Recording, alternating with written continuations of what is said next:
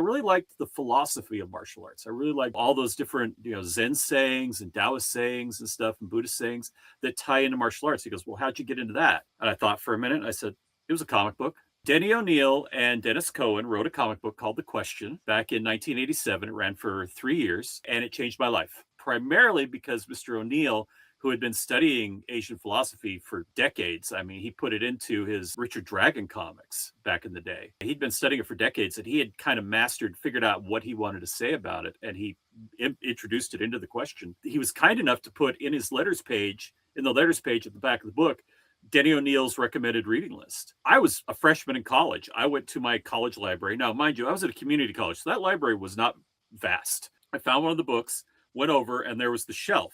It was a single shelf. It was probably about 3 feet long, and it was all the Buddhist, Taoist philosophy books. And I not only picked up the book that he had recommended, but I also started every week I would come back and pick up a new volume until I'd read them all. And that moved me into doing martial arts.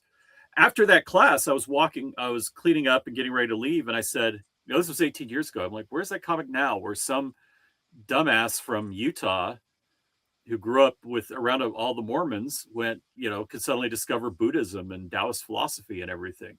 Where's that book? And a voice in the back of my head says, well, you're going to have to write it.